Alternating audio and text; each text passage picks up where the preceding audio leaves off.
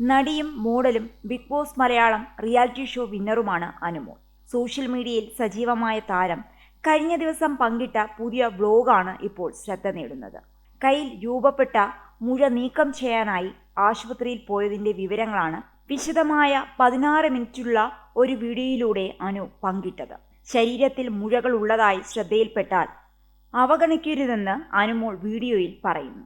എനിക്കൊരു കുഞ്ഞു സർജറിയുണ്ട്, വലിയൊരു സംഭവമൊന്നുമല്ല.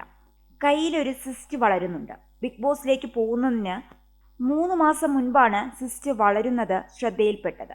ആ സമയത്ത് സർജറി ചെയ്ത് അത് ഒഴിവാക്കാനുള്ള സമയം എനിക്ക് കിട്ടിയിരുന്നില്ല. നല്ല തിരക്കായിരുന്നു. റെസ്റ്റ് എടുക്കാൻ സമയം വേണമായിരുന്നു. അതുകൊണ്ട് അങ്ങനെ ഒരു സാഹചര്യം ഒത്തുവന്നപ്പോൾ ഇപ്പോൾ സർജറി ചെയ്തേക്കാമെന്ന് കരുതി. ഗാഗ്ലിയൻ സിസ്റ്റ് എന്നാണ് കയ്യിലെ മുഴയ്ക്ക് പറയുന്ന പേര്. യഥാർത്ഥത്തിൽ ഒരു തരത്തിലുള്ള ഫാറ്റാണ് സിസ്റ്റായി മാറിയത്. കിംസ് ആശുപത്രിയിലാണ് ചെയ്യുന്നത്.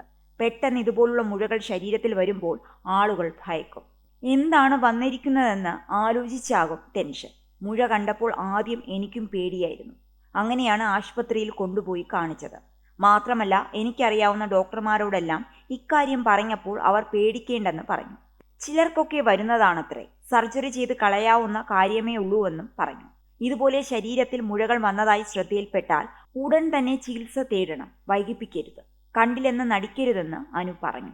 കീറി മുറിക്കലൊന്നും ഉണ്ടായിട്ടില്ല. വളരെ സിമ്പിളായ സർജറിയായിരുന്നു.